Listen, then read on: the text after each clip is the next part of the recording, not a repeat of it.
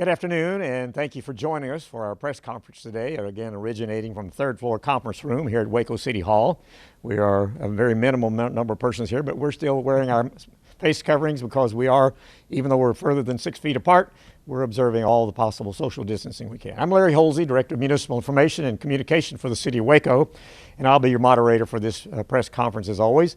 Joining us again today is our Mayor, Kyle Deaver, Judge Scott Felton from the Mclean County, and today we have Dr. Mike Harden from the Family Practice Center, and they will be making some opening comments. But before we do that, we always like to make sure our Spanish-speaking audience knows that we are doing a complete Spanish translation of everything being said here, because we know the importance, especially since the numbers have been so high in the Hispanic population, that we want to get this word out to the Hispanic population. So we'll, at 4:30 this afternoon, we'll be airing a full replay of this with the full Spanish translation inlaid on that. And to help communicate that to our Spanish audience, we always count on and so graciously Hector Sabito, our council member for District 2, is joining us. And Hector, if you will please extend an invitation for our Spanish speakers. Absolutely. Thank you, Larry.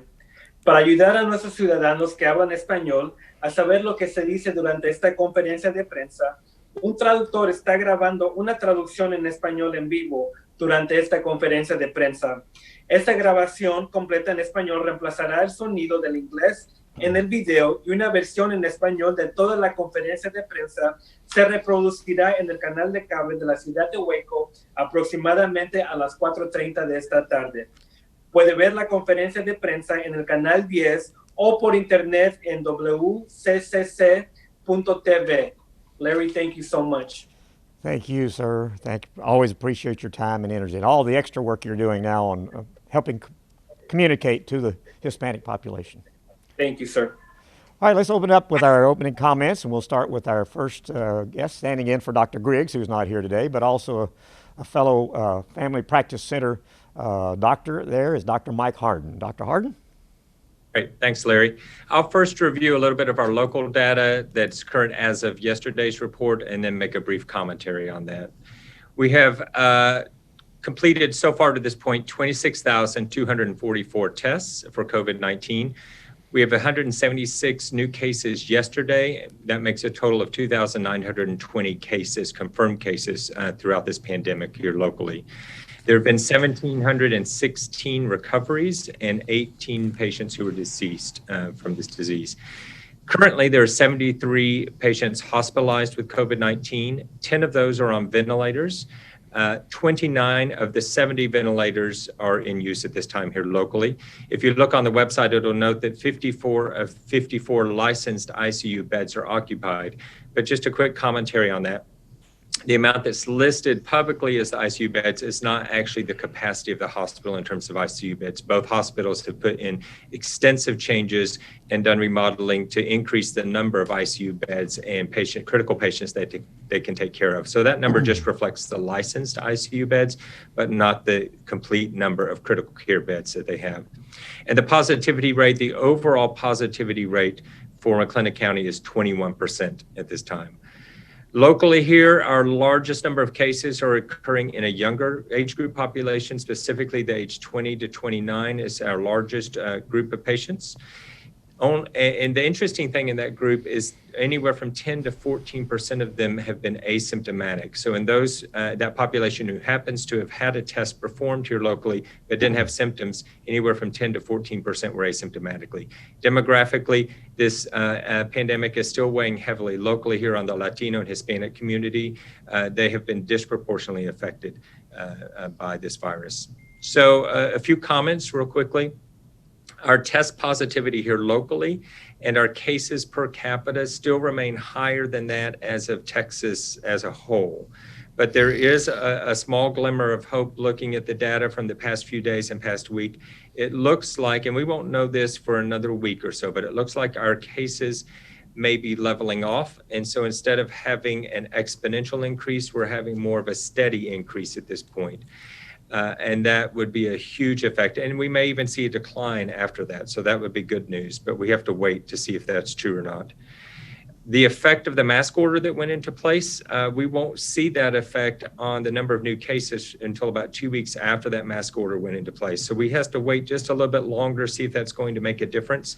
And from there, in terms of its effect on hospitalizations, once we decrease the number of cases, the effect on hospitalizations occurs 7 to 10 days after that. And then the effect on deaths occurs 7 to 10 days after that. So it is a staggered effect, and we have to just be mindful of that as we're watching the numbers. As I mentioned, our hospital ICU and critical care capacity is much higher than what you see listed as licensed beds. And the credit goes to both hospitals who've done a tremendous effort to prepare for this. They have a multi-tiered response plan, tier 1, 2, 3, and 4, and they're only on tier 1.5 right now, or 2, and they can continue to expand capacity of the hospitals. So doing great work to take care of the local population here.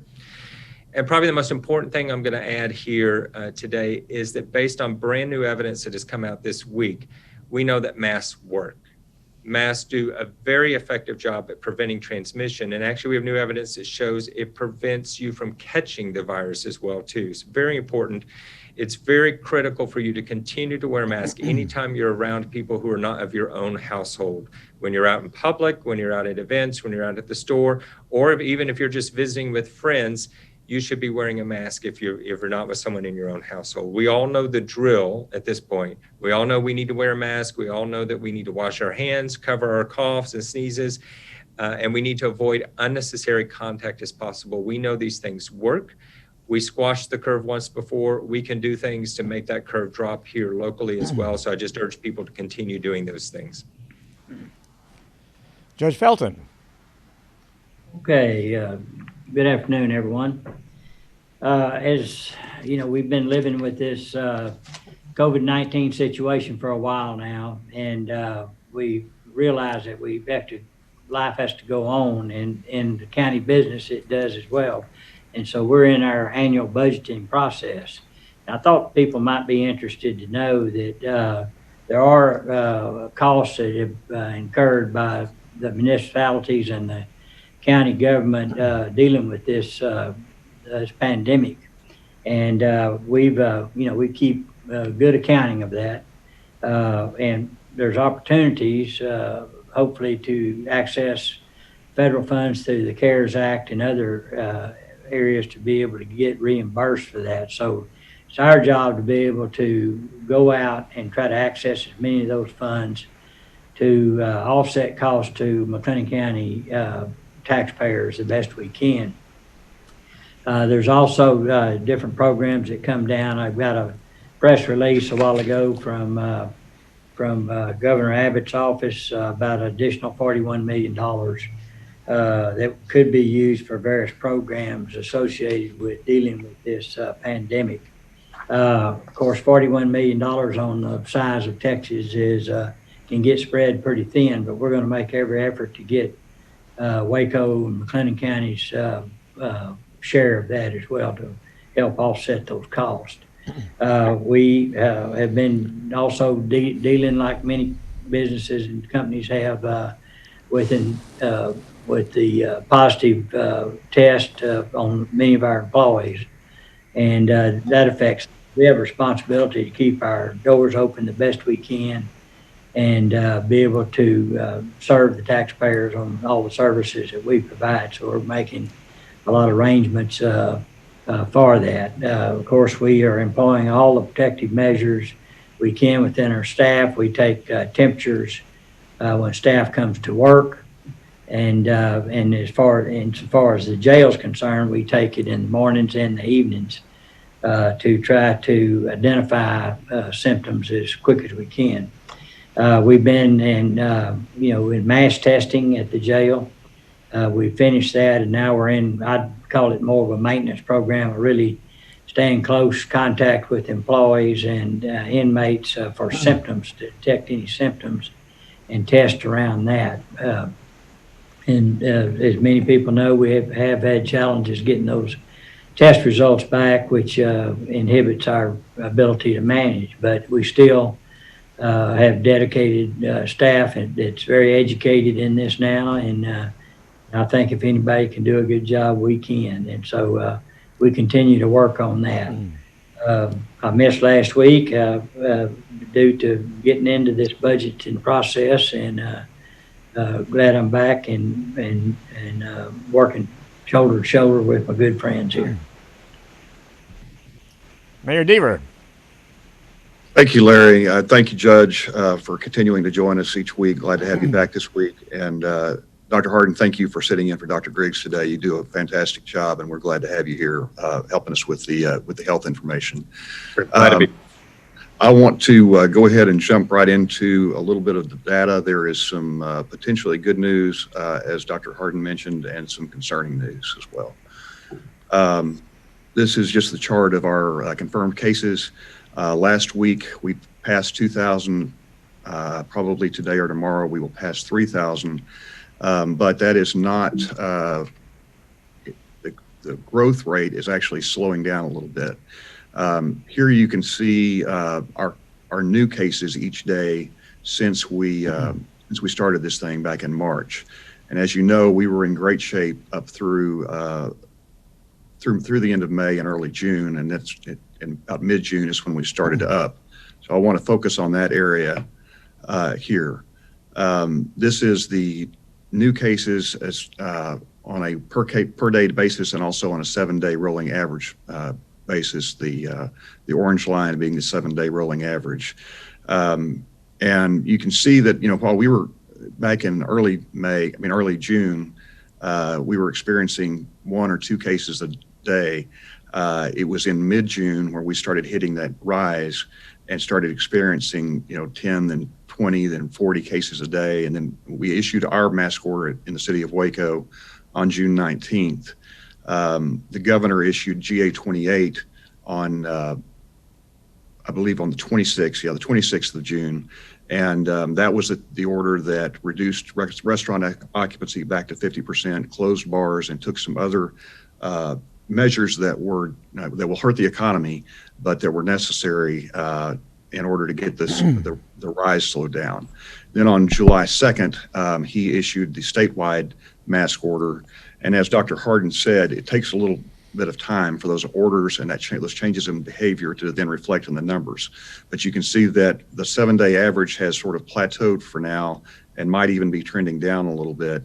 And we'll certainly hope that that's the case as we go into this next week. The concerning news is our continued rise in hospitalizations. Again, the highest we ever got back in March and April was 8 hospitalizations. We are now over 70 hospitalizations, and that number is climbing, continuing to climb rapidly. We know that hospitalizations and fatalities lag behind the new case numbers. And so, unfortunately, because we've had this large spike, I think we can expect these numbers to continue to rise. And that's the basis for the concern that the governor has expressed and we have been expressing about potential problems with hospital capacity. And here locally, it's as much a staffing issue, as I understand it, as anything else. This is the Texas positivity rate we talk about every week, and the governor said was one of his, along with hospitalizations, was one of his key metrics. That Texas positivity rate had sort of plateaued last week, and then this week it started up again, and it's over 16% on a 7-day rolling average and climbing. Our positivity rate in Mclean County has plateaued now, but it is way too high at above 20. And we need to get that number back to a 5% level to feel comfortable again. Again, we were at, as we've talked about a lot, for a long time, we were at about 0.5%. And over the course of 3 or 4 weeks, climbed to over 20%. But the fact that it has leveled off for now, we will hope will turn into a decline. But again, looking back at the state's last 2 weeks, it leveled off and then started climbing again. So we just don't know, and we've got to do everything we can to try to get this under control. So I will stop with the slides now and just say to the people of Waco and Mclean County, thank you for the good work that you're doing and trying to wear your masks when you're in public. I know you don't like doing that. I don't like doing it. I don't think anybody likes wearing a mask, but we do it to protect one another. And we know from the data, not just our data, but from nationwide data and worldwide data, that does work. It's an effective measure, and it's one of the most important things we can do going forward. So Larry, I'll turn it over to you to get into the questions. All right, here we go. Last week, 29 youth and 3 staff members out at the Mart Juvenile Center tested positive for COVID-19. What's being done about those cases, and are there any additional precautions being put into place? Judge Felton?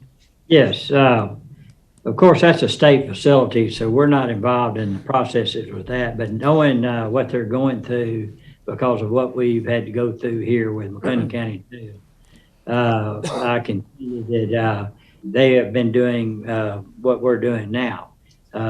Unfortunately, within an area like that that's very densely populated and confined, the chance of virus spread are pretty high, and the difficulty in controlling it is pretty high difficulty as well.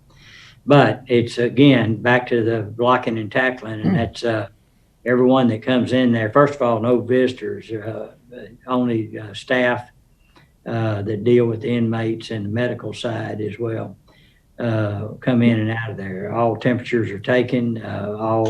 Everyone has masks and has had it for a good while, and so we make sure that the inmate population has the same opportunity that the jailers have in being able to wash their hands, check their temperature, put them in places where we can spread them out as far as possible.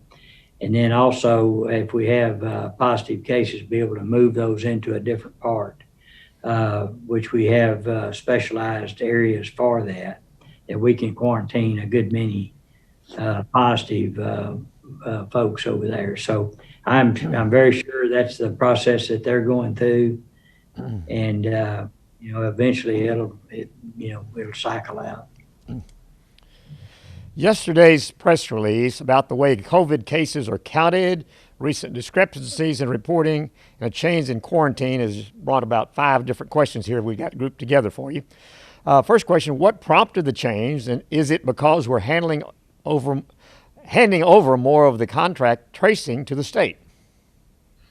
So this was a question regarding how many people had recovered, and it is related to the fact that we have transitioned from doing all the case counts and the contact tracing within the health district to doing a sort of a hybrid where the health district does some and they send some to the state for contact tracing and follow-up. The way that it works now is that, and we were able to do all the contact tracing here locally when our counts were relatively low. Now that they've gotten so high, we simply don't have the resources to do all the contact tracing here locally. So the way it works now is that anytime a new case comes in, the health district first receives that information.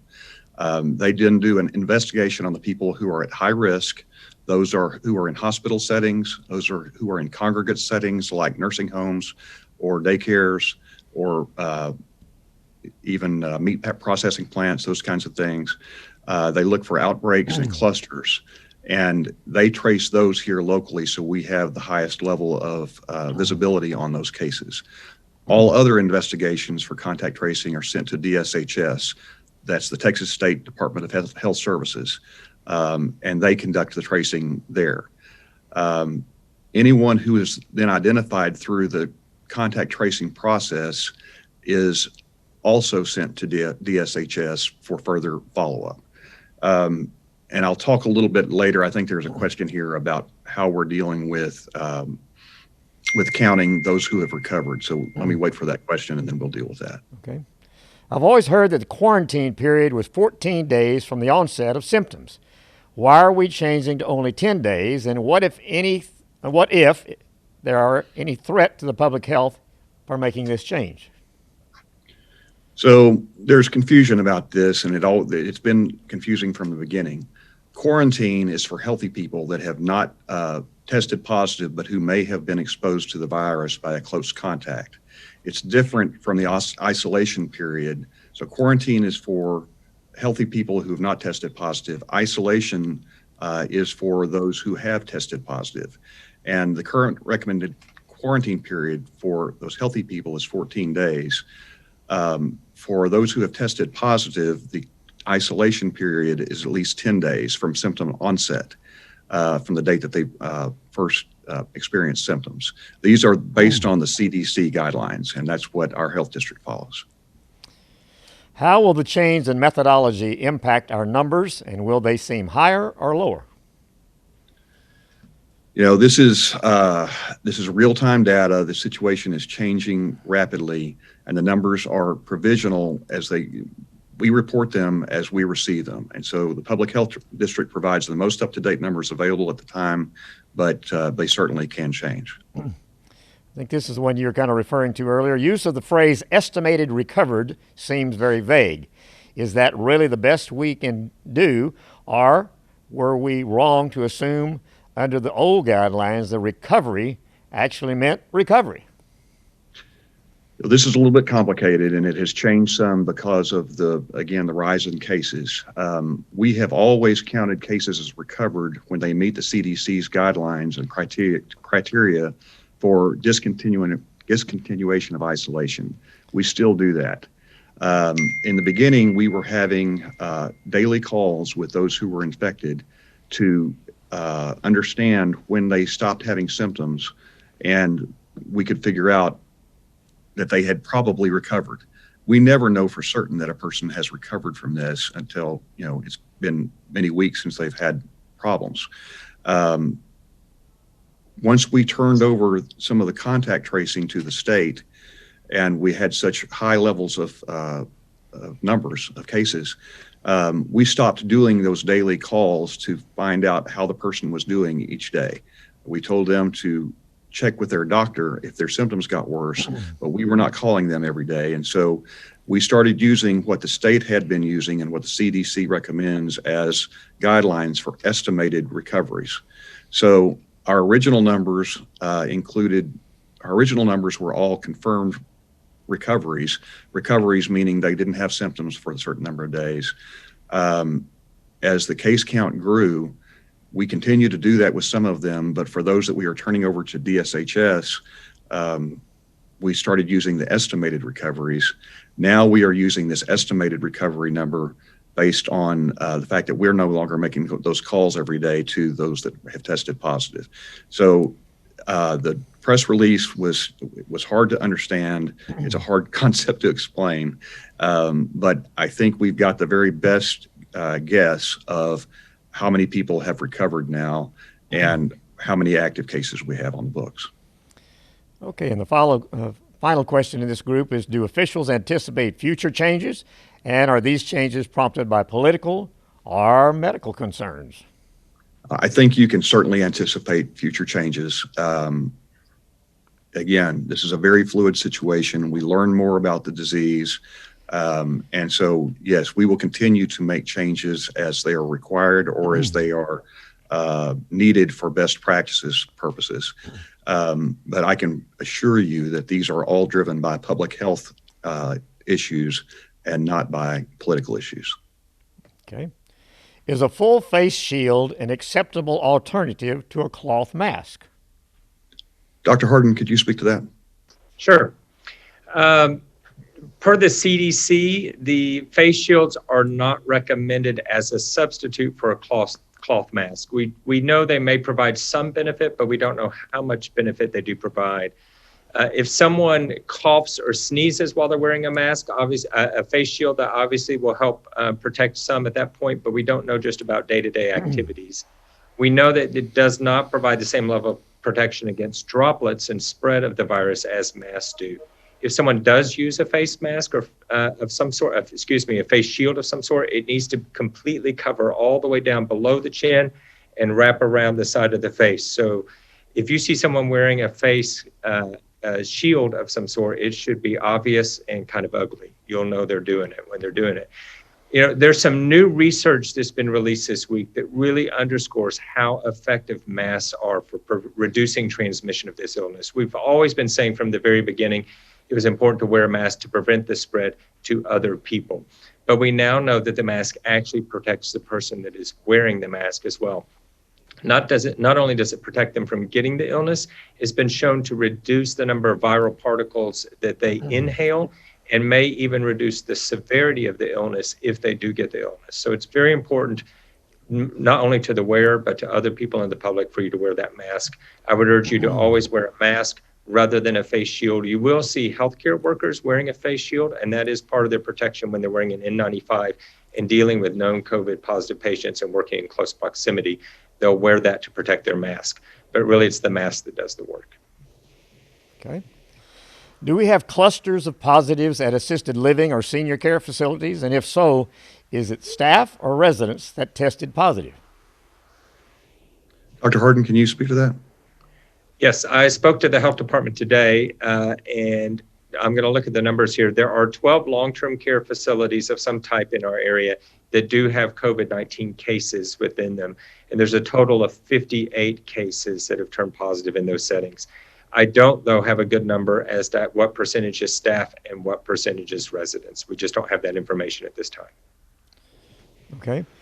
Coming back to the recovered question, why will every COVID-19 patient be counted as recovered 10 days after the onset of symptoms when recovery can take anywhere from 2 weeks to 6 weeks, according to the World Health Organization? Well, the health district follows the CDC guidelines, not necessarily the WHO guidelines. And the CDC guidelines are a minimum of 10 days from symptom onset or that date of positive test. So they are following those CDC guidelines in that regard. Okay. All right. If someone dies of the virus on day 12, will they be posthumously added to the number of deaths and removed from the number of recoveries? Well, they certainly would be counted as a fatality at that point, a COVID-related fatality. And I know that we would try to go back and remove them from the number of recovered persons, but we have not had that happen to date. And if that happened, a few times, it would affect the active and recovered case count so minimally that we certainly would want to record them as a fatality, but changing the recovered number wouldn't be meaningful to the data. How many of the patients in ICU beds are COVID-19 patients? So spoke to the hospitals this morning, and they reported that we have collectively between the two hospitals 24 persons in ICU that have COVID-19 right now. We have had a couple of changes in the way that we've been reporting this. At one time, we were simply reporting them as critical if they were in the ICU, which is the typical way that hospitals determine whether a person is in critical condition or not. If they are in ICU, they're considered critical. Then both hospitals at some point moved all of their COVID-19 patients into ICU to help isolate them from the other patients. So we stopped counting everybody that was in ICU and only started counting people who are on vents as critical. So we have 24 people in the hospital right now, and we have a smaller number than that. I think around 12 that are on vents. I need to double check that number. So we are going to have to go back now and talk to the hospitals again about how we report out ICU patients, critical patients who are COVID-19. Again, this is a fluid situation, and we're trying to get the very best information to the public that we can. Well, that information is available on the COVID Waco website every day, the number of ventilators and that type of information, so if people want to check on that.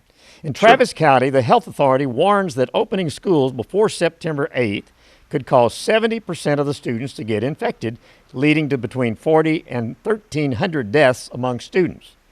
Given that our active case count per capita is nearly twice that of Travis County's, how many students would you expect to be infected in McLennan County schools when they open on schedule?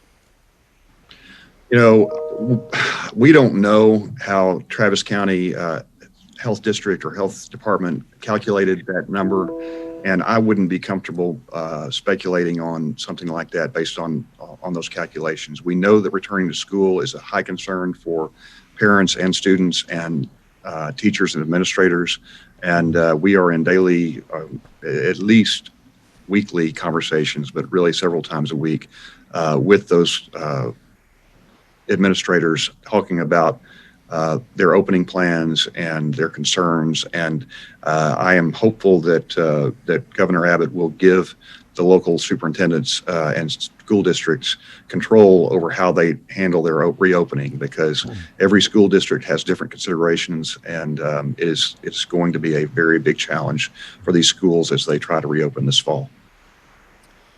Last week, you mentioned that Waco police would be enforcing the mask rule. Can you better define how that works? Sure. As I said last week, we do have Waco police officers who are visiting businesses where we have received complaints, either from the business owner or operator or from customers or employees, that people are coming in and either not wearing masks when they enter or taking off the masks after they enter.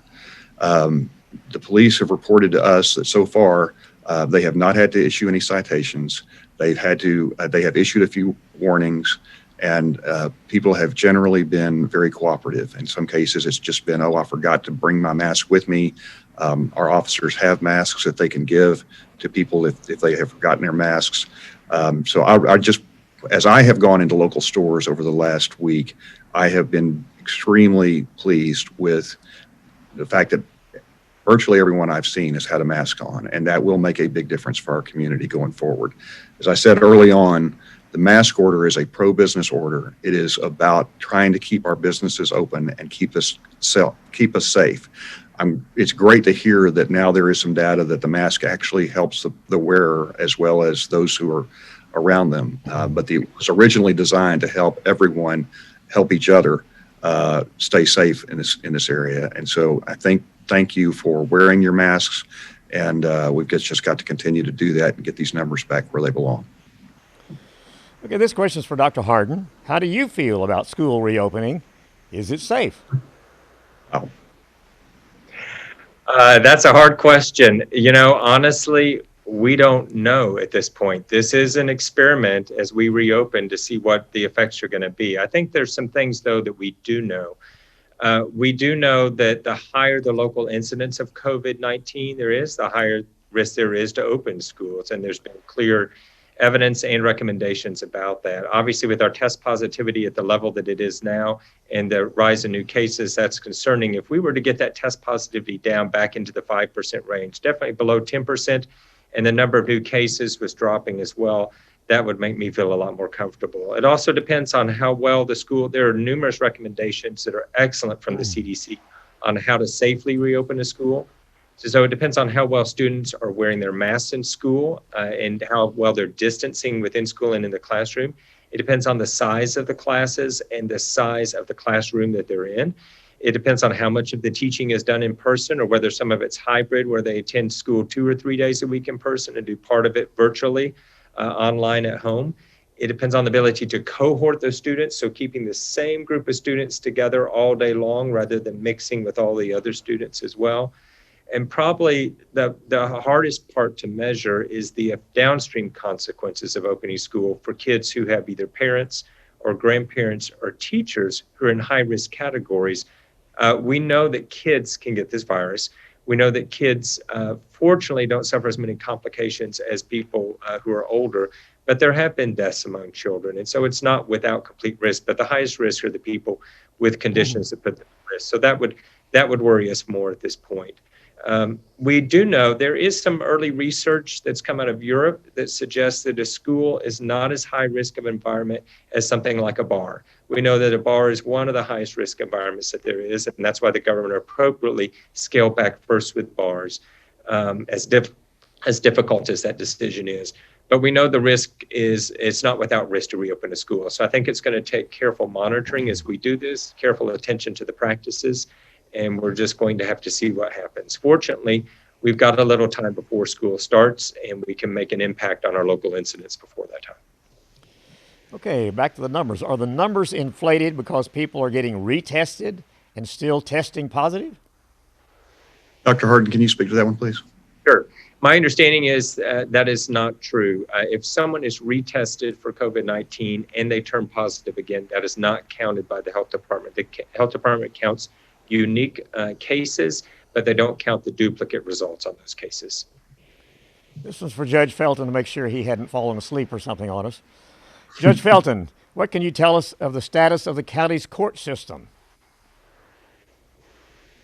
Well, I'd like to take this opportunity to let the good doctor and the mayor have a rest here while I answer that. But the court systems are regulated by the Office of Court Administration in the state of Texas, and it's been changing. It's a little bit typical of what comes out of Austin. It every week is a new piece to it. But right now, there will not be any trials until after the 1st of September. But in the meantime, we are able to hold certain proceedings, like I do probate and guardianships. We do it all by Zoom. It's all virtual. There's no one in my office, and generally it's at the attorney's office. Their clients are there, but not necessarily.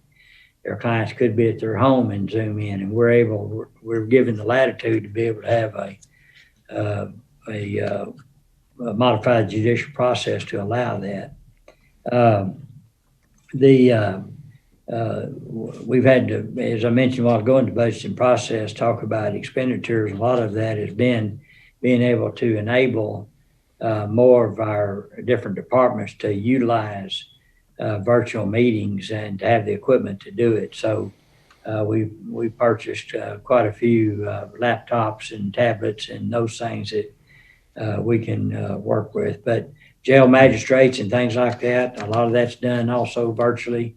And so I think there's going to be a lot of things that we actually benefit from a technology standpoint because of this. And I don't think it'll ever go back to like it used to be. So it'll be some kind of hybrid between, but that's what's going on.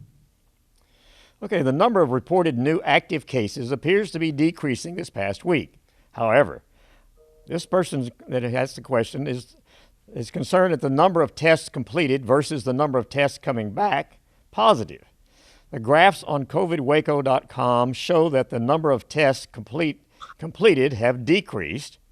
Are fewer tests being completed due to the community having fewer people reporting symptoms, or are fewer tests being completed because there are not enough resources and tests available? Dr. Harden, can you speak to that? Sure. I'm not aware at this time of any system here locally that does not have enough tests to perform testing. I think everyone has adequate testing kits and capability to perform those tests at this time. So I don't think it would be due to the fact that we can't do enough tests. I can guess anecdotally what's happening. I do hope that fewer people are showing up and reporting symptoms. I can tell in our own clinic system that the number of people who have been reporting symptoms and showing up for clinic and evaluation has decreased over the past few days as well. I don't know if that's a trend yet. The other thing is, now that the hospitals have an order to limit the number of elective surgeries, they are not testing every single patient before elective surgery as well. That would automatically decrease the number of tests that were performed too. So I think those are two things that could be impacting it. We don't have enough granular data to tell exactly what the cause is, but I'm certain that it's not due to a lack of testing capability here locally. Are the COVID-19 cases at Baylor being reported as part of McLean County cases numbers? And what are the reporting requirements for Baylor? Yes, they are. The reporting requirements for Baylor are just like any other, and Baylor tests at their own clinic, and the reporting requirements for that clinic are just like any other clinic or testing facility in Waco or McLean County. Positive results are reported to the health district. Okay, this one's got to be for Dr. Harden. Does dexamethasone, okay, I'm glad he's going to be able to answer this better than me, help during treatment? And how about anticoagulants or anti-inflammatory drugs? Mayor, you want to take that one instead? Oh, I believe I'll transfer that to Dr. Harden. I'll take that one. So dexamethasone. Dexamethasone is a medication. It's a steroid that we've used for many years for many different other conditions, and it treats inflammation plus a variety of other diseases and conditions. There was a very large study that was done recently with 6,000 patients that did demonstrate, and this is the first medication that we've seen that has done this, it actually affected mortality. It improved mortality, or it lowered the death rate in patients. Now, the important thing to note on this is that this really occurred in people who were severely ill, mostly so in those who were on the ventilator. It had the most effect. Other people who were critically ill and received dexamethasone received some effect from it, but not as much as those on ventilators. Those who were not on ventilators, who were just on oxygen, received a little bit of benefit. And those people who did not need oxygen and were not hospitalized didn't receive any benefit from dexamethasone. And actually, there has been some evidence that in very mild cases, it may not be helpful at all. It could be harmful to some people. So it's very difficult information to sort out. Just to give you an idea of the benefit, doctors use something called a number needed to treat. That means how many people do we have to treat with a medication to actually make a difference in them? And we know that the number needed to treat to prevent one death in someone who's severely ill on a ventilator is 9. So we would need to treat 9 patients on a ventilator with dexamethasone to prevent 1 death. Now, in the context of medicine, a number needed to treat of 9 is a really good number. That means we can actually do something that's positive. For those who aren't on the ventilator, that number is 33, and that number continues to go on up based on how severe the illness is. Now, there's a lot of caveats on this study. The information's out there. It has not been peer reviewed yet. It wasn't a double-blind placebo-controlled study, which is our gold standard. The doctors knew who was getting the medication, but it is the best information that we have. And as Mayor Deaver mentioned earlier, information changes quickly. We've had over 20,000 scientific articles published already on the pandemic, just 2,000 in the last week alone. So a lot of new information. I think you might have asked about other things too. Did you ask about anticoagulation or anti-inflammatories, Larry, on that one? Or just the dexamethasone? I can mention real quickly on anticoagulation. Right. There's a lot of questions about anticoagulating or thinning the blood in people who are critically ill. That is a protocol that's done for all critically ill patients and in COVID patients as well. Both hospitals use standardized protocols for this. We don't recommend anticoagulation at this time in people who are not severely ill. And then for anti-inflammatories, medications like ibuprofen or naproxen, you may have heard early in the pandemic, there was some concern about increased risk of taking these medications if you've had the illness. The current evidence doesn't show that there's significant risk from taking anti-inflammatory medications. We still recommend Tylenol or acetaminophen as the first-line choice for treating fever, and then adding on an anti-inflammatory or non-steroidal like ibuprofen or naproxen at the lowest effective dose if needed.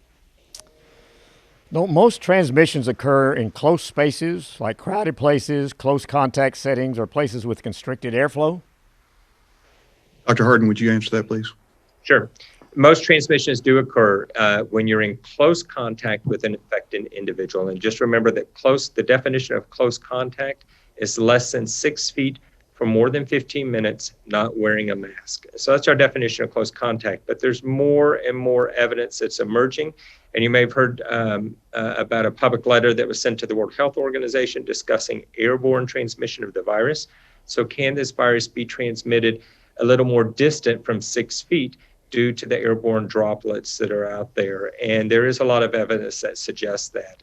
There are studies that have come of different places that have shown, depending on where you sat in a restaurant or another closed space in terms of where the air was circulating from the HVAC system, the air conditioner system, if you were in the airflow path, the virus spread through that airflow path, but in other parts of the building it did not. So we do know the smaller the space, the less air that is in there, and the more tightly it's circulating, it does increase your risk.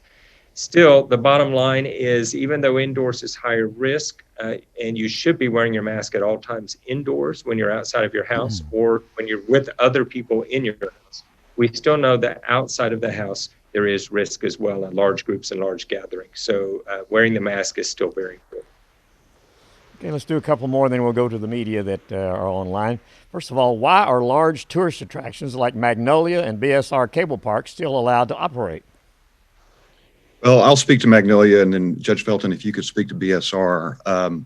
The first thing is that we don't have any ability to close any businesses under the governor's order. That would require an order by the governor or a modification to allow us to have local control. But the second part of that is we need these businesses to operate from a economy standpoint. and we need them to operate safely. We have had multiple conversations with Magnolia about the way that they are running things, and I am very comfortable with the way that they are running their business. I'm proud of the steps that they've taken to try to keep people safe. And I'm also really grateful for the work that Hector Sabito and Natalie Kalinsky and others on the strategic communication working team, along with our business recovery team, have done on our program called Waco Safe, that is all about trying to keep people safe while they're in businesses and keep the people that are working at those businesses safe while people are visiting those places. And I think it's all about communication and education and helping people understand what the best ways are to stay safe in those places. Judge Felton, you want to talk about BSR? Well, not to specifically point out BSR necessarily, but places like that that are large entertainment venues, and sometimes it's really difficult to control the activity of your patrons. But there's other activities that happen in our community as well that would also need some guidance. And I've been very impressed with the businesses that we've dealt with and nonprofits on how they've really gone to great extremes to really learn and educate themselves on how to keep their patrons safe. It's to their benefit. And also all of them understand that any bad activities can endanger the governor taking severe action to put the real tight control on businesses, and we're trying to avoid that. So education's a big part of it. We hope that people try to educate themselves, but we do give some front end guidance with a lot of organizations to try to help them through these issues. Okay, final question. Are child care centers in Waco complying with the face covering ordinance by the governor's most recent mandate? And if so, should staff who are checking children in at these facilities need to be wearing a face mask? And should they be required to wear face coverings when picking up or dropping off parents? They're talking about, and should parents be required to face coverings when picking up or dropping off children? So the governor's Executive Order GA-29 requires anyone over the age of 10 to wear a face covering inside a commercial entity like that. So that definitely covers daycare workers, childcare centers. So the staff should be checking them in with a mask on. And if parents are getting out of their cars, they should be wearing face coverings as well. Okay, Mayor, if you'd like to take charge of the media calls, and we have 3 people, I believe, from different media representatives online. So, great, I will do that. We'll start with Rhiannon Sagert from Waco Trib. Hello, can you hear me? Yes, we can. Awesome. How many total cases have there been in the 0 to 10 age group since March 1st, basically since the beginning? Well, I would have to look that up, Rhiannon. Let me see if I can get that answer while we're on this in this press conference. If not, we'll get it to you immediately after. Sorry, I don't have that in front of me right now, though. So you're asking for 0 to 10, how many since the beginning? Yes. Okay, thank you. We'll try to get that answer for you. Dennis Turner from KXXV. Is he on? Dennis, are you there? Not hearing Dennis. Esmeralda, can you tell whether he's on the call? Yeah, he's available. He should be there. Dennis, can you hear us?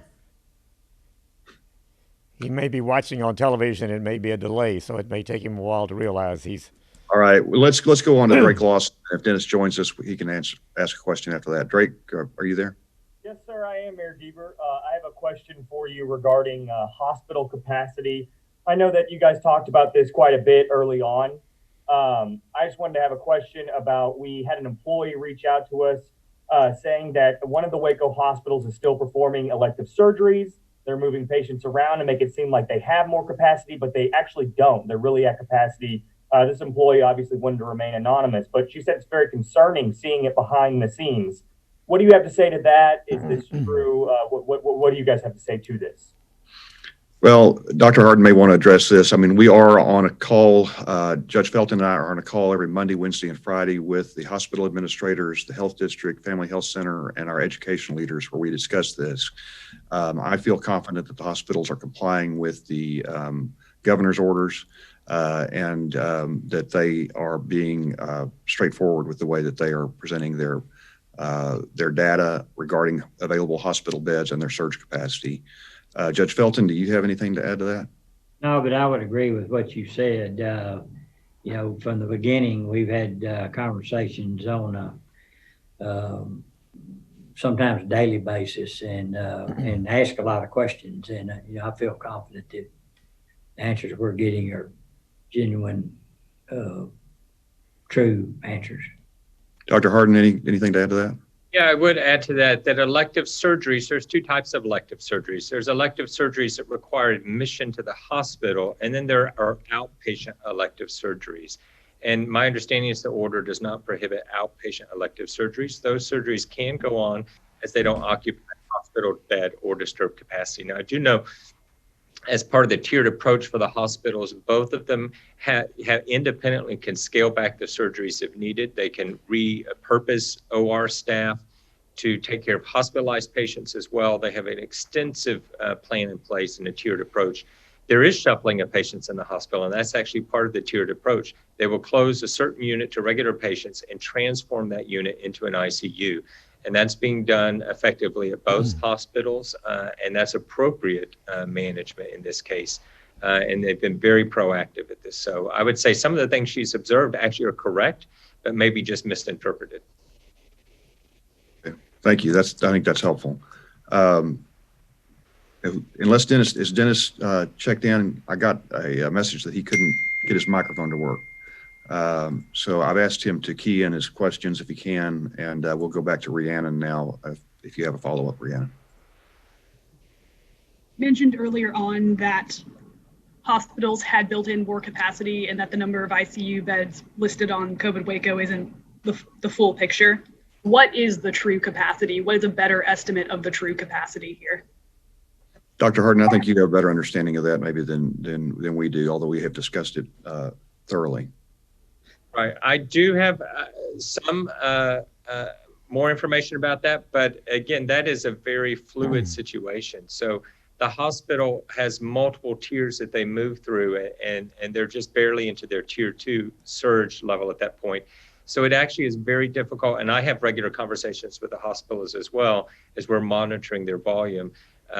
And they don't have an exact definite number on that either, because it's very dependent on the types of cases they have in the hospital, whether they've stopped their elective surgeries completely and have cleared out their hospital. Depends on how many of their hospital staff themselves are out on sick leave at that moment, what extra hospital staff and employees they can bring in. So it is actually a very fluid number. And I know that's a very disconcerting answer. It would be nice to have a very concrete number that we could look at to say, oh my gosh, we're getting in trouble.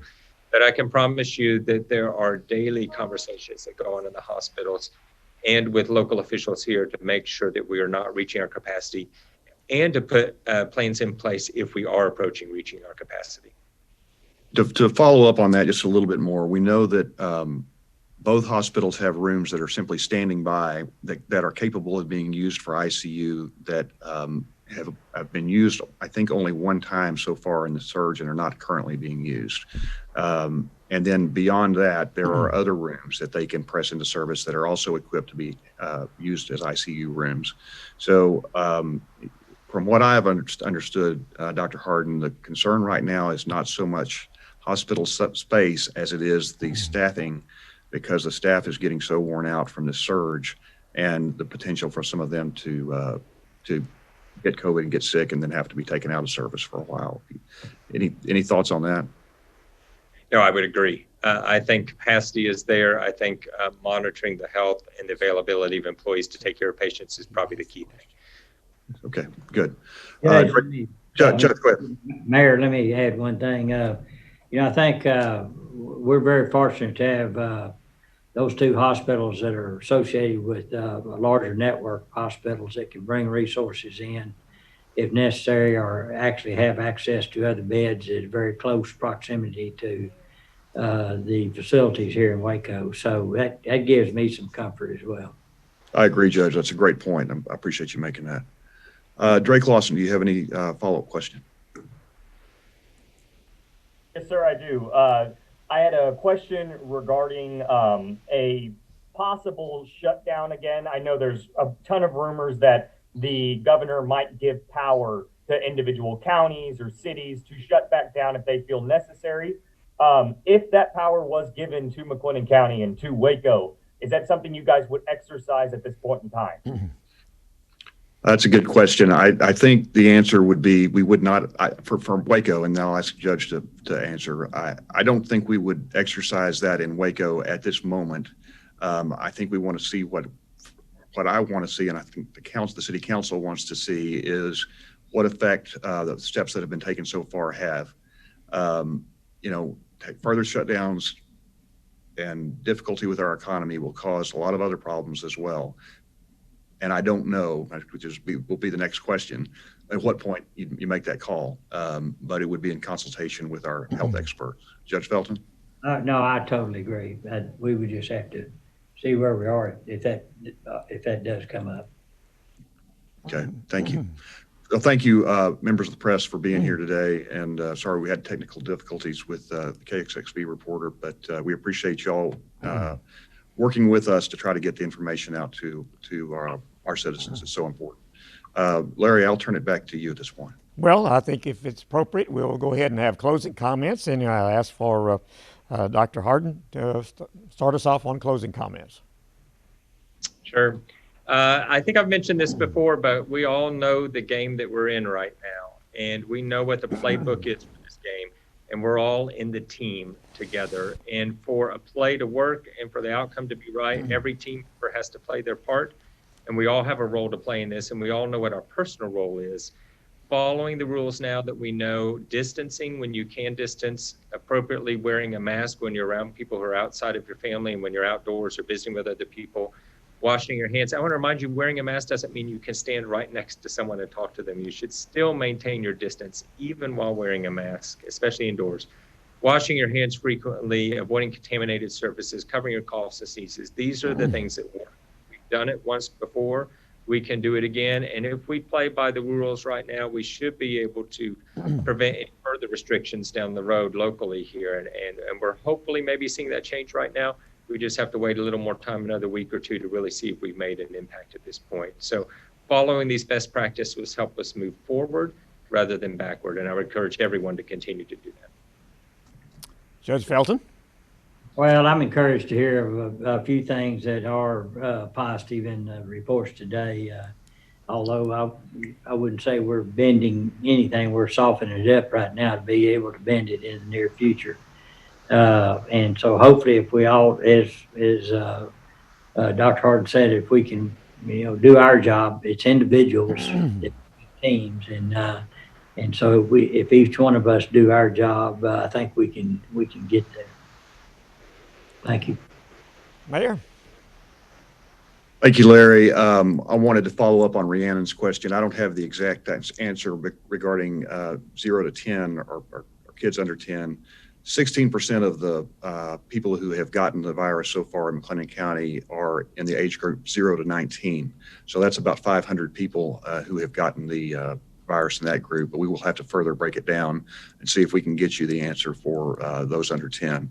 I am aware of a 2-year-old who has been in the hospital now for several days. And so it certainly can be a dangerous disease even for young ones. And that's obviously a very serious thing for that family.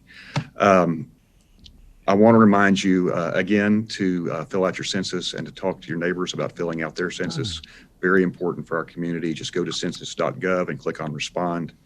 I want to continue to ask you for your prayers for the victims of COVID-19 here in McLean County. We've now had 18 fatalities, and half of those have been this month in the last 14 days. It is taking its toll on families here, and we've got to pray for those people and continue to take this seriously. Also pray for our frontline healthcare workers who are very, very stressed right now. We need them. They are taking care of us, and we need to do our best to protect them.